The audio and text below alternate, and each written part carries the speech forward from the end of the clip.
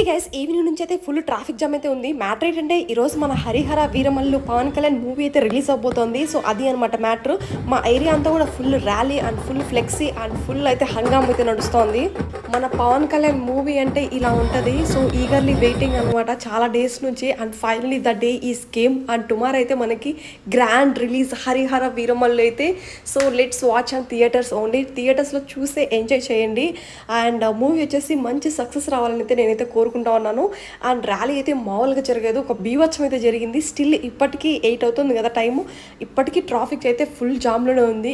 ఎక్కడే కానీ కొంచెం కూడా గ్యాప్ లేదు, అంత క్రౌడ్తో నిండిపోయారు అనమాట.